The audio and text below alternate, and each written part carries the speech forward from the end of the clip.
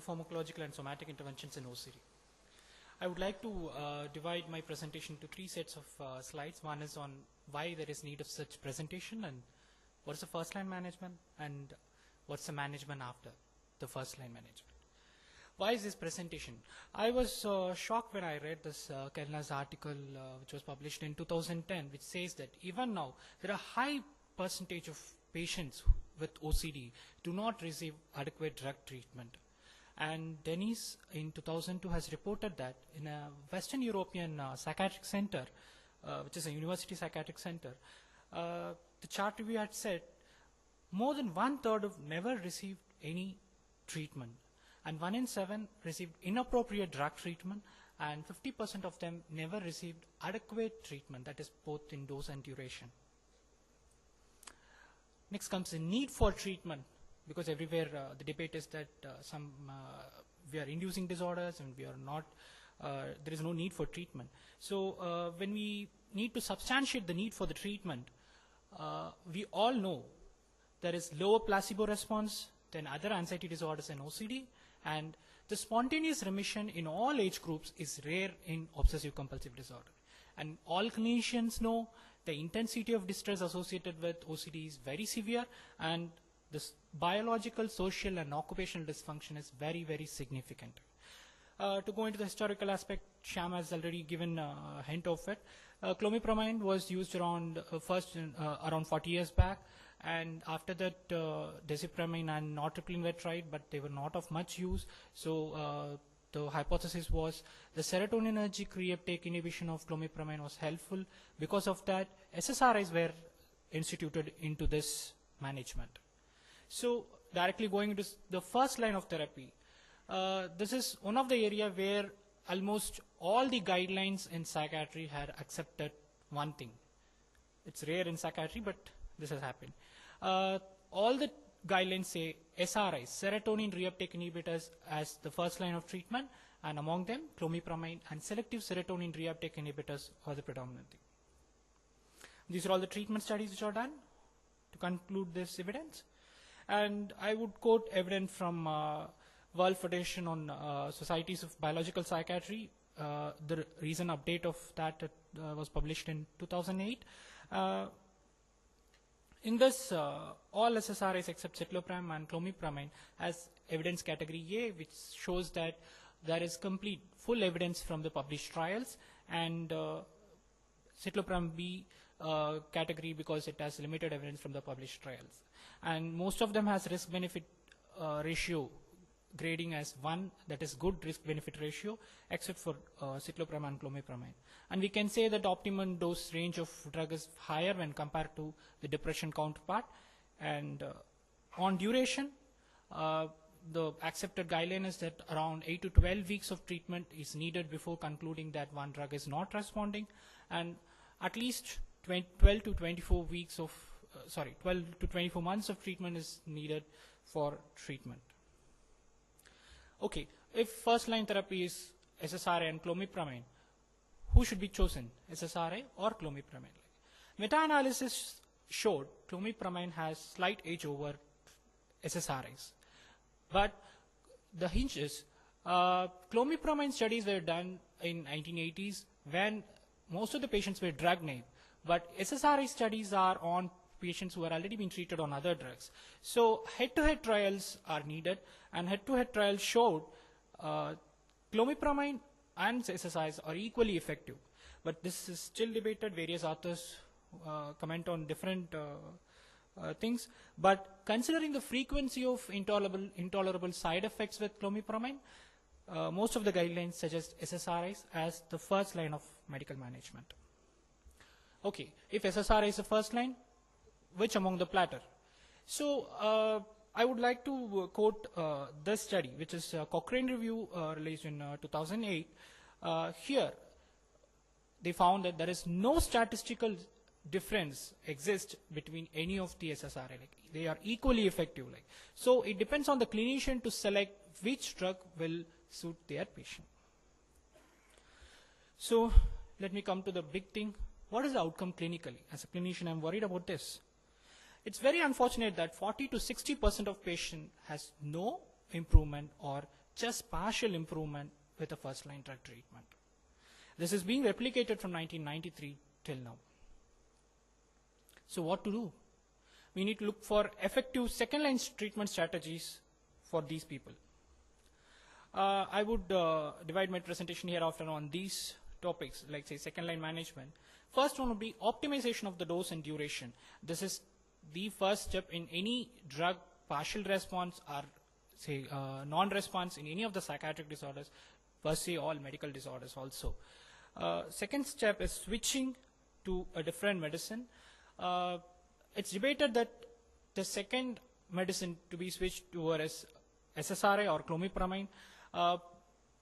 It is known that prior response to one class of drug is, say, it's a predictor of poor outcome. But unfortunately, in OCD, some patients respond to fluoxetine well, some respond to sertraline, some respond to escitalopram. So there is no clear-cut pharmacogenomic understanding on this aspect. So still, SSRI as a second agent is being instituted with many guidelines like clomipramine, SSRI to clomipramine. The guidelines differ. APA says that American Psychiatric Association guidelines says that clomipramine to be started after first failure of SSRI trial. NICE always remains NICE. It is reserved about the side effect of CMI. Our center, we prefer 2 SSRI trial, failed SSRI trial before starting on clomipramine. The other switching strategies are giving high dose SSRIs, say sertraline up to 250 to 400 milligram, fluoxetine up to 120 milligram, escitalopram up to 60 milligram. There are report series and open label trials seem to help, but more conclusive evidence is needed on this aspect. And SNRIs like venlafaxine and duloxetine are also instituted now. And obviously venlafaxine is similar to clomipramine in SNRI action. And it has been compared with clomipramine and paroxetine and was found that it is equally effective as the other 2 drugs. This is one of the oldest this thing. Intravenous clomipramine, 14 consecutive day infusions of 250 milligram of clomipramine. The response rate was found to be 60%. This number of studies were less. Potential cardiac complications are possible. So it's less practiced. In India, we don't have clomipramine IV currently. Next comes the combination strategies. Like I would like to mention only 2. One is SSRI plus clomipramine. It's one of the good response in treatment with treatment-resistant OCD. But again, less number of studies. We are worried about serotonin syndrome. Patients come with jitteriness, restlessness, and autonomic arousal symptoms. So we need to suspect serotonin syndrome in this patient. Next comes SSRI and behavioral therapy. I'm not speaking about psychotherapies, but we all know that the combination works better when in trials with SSRIs alone or behavioral therapy alone. Next comes augmentation strategies. Antipsychotics are the commonest augmenting agents being used, among which risperidone and haloperidol are all famous, and olanzapine and quetiapine has equivocal results. Aripiprazole comes with new phase, new promising phase. We need to be reserved about its action. The guideline says that it should be started after 3 months of adequate SRI treatment only, and responses were known to occur between 2 to 4 weeks. So there is no point in continuing it if there is no response beyond 1 month. The results were around 1/3 of the patient with OCD seems to have clinically meaningful reduction of symptoms. The other commonest augmenting agents were clonazepam, buspirone, pindolol, and lithium. Dr. Sham has reported about different models on OCD which has come newly and interesting. Some of the agents from those models used were glutamatic agents like memantine, riluzole, topiramate, glycine, NAC, D-cycloserine, and opioidic agents like tramadol and weekly morphine has been tried in case reports and case series. The other augmenting agents from the literature were mirtazapine, agomelatine, new trials are coming with agomelatine, gabapentin, which shortens the fluoxetine's treatment response latency, ondansetron, valproate pre-treatment, triptorelin, which is a GnRH analog, clozapine, nicotine, and stimulants like dextroamphetamine. All these new pharmacological agents needs much more studies to establish its convincing evidence. Let us move on to the somatic treatments which are gaining importance in recent times. It's repetitive transcranial magnetic stimulation. A magnetic field applied over a scalp, which is known to inhibit the cortex below, and obviously orbit frontal cortex is hyperactive in OCD, so we are giving RTMS over there. But unfortunately, there is no consensus on how much dose of, the stimulation need to be given and which is the site of stimulation. I just want to quote only one study, which is an update of the studies that's being done till now, published in May 2011. Here, the studies with low and high frequency RTMS, left and right side lobe which is being tried, and there are 3 sites which are usually tried. One is dorsolateral prefrontal cortex, orbitofrontal cortex, and supplementary motor area. Around 110 cases were included in this review, and beneficial effects are known to occur in some, especially DLPFC tried patients during the first hour of stimulation. There is an acute efficacy which was found, but this is not persistent. The effect disappeared on follow-up. And again, there is no difference over sham stimulation and double-blind sham control studies. Wu et al. Has reported a novel stimulation paradigm, but that is also a single case study, theta burst stimulation. We hope there are new treatment paradigms comes in RTMS in the future. Deep brain stimulation is the next therapy, where the pacemaker is being kept just below the clavicle underneath the skin, and the wires pass through the neck and reach the brain under the skin. Initially, it was instituted for movement disorders. Currently, it's being tried in refractory OCD management. The advent of newer imaging techniques has helped in precise placement of the electrode, and response optimization by the location change and adjusting the site parameters is possible. Usually around 60 microsecond pulse width delivered at 130 hertz being given. The common sites of stimulation were anterior limb of internal capsule, dorsomedial nucleus of thalamus, right nucleus accumbens, ventral capsule by ventral striatum, inferior thalamic peduncle, and subthalamic nucleus. The adverse effects noted were mild dizziness to seizure and hypomania. Efficacy ranges from different studies at different efficacy range, around 25% to 100% in different studies. But unfortunately, the study samples are too small to comment anything bigger. Next comes psychosurgery. This is a gentleman who has received the Nobel Prize for psychosurgery, Igaz Moniz.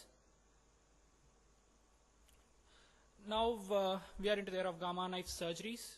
Here it's like the radioactive beams are focused on the target in the brain. It is through a metal helmet fixed to the head frame, and there is very less amount of the adjacent tissues are affected. Procedures followed were anterior capsulotomy, anterior cingulotomy, subchordae tractotomy, and limbic leucotomy. The selection criteria is the most stringent. Diagnosis of OCD with the standard criteria is needed. Very severe OCD, long-standing illness of more than 5 years duration. Effective drug treatment should have been instituted, like at least 3 SRI treatment, out of which 1 should be a clomipramine, and 2 augmentation trials should have been over. Adequate trial of behavioral therapy should be over around 20 hours and above. Symptomatic improvement should be not more than 25%. Contraindications are organic mental disorders, demonstrable brain pathologies, and age below 18 or above 65 years, and presence of axon comorbidity including substance abuse disorders. Response rate was found to be around 28 to 69% in different studies. The one worrying thing is rates of symptom worsening is also found in around up to 30% with different studies. To summarize, the first line treatment or SRIs in OCD. Second line, consider one of the following strategies based on your patient, like optimization of the drugs, switching, combination, augmenting, and somatic interventions.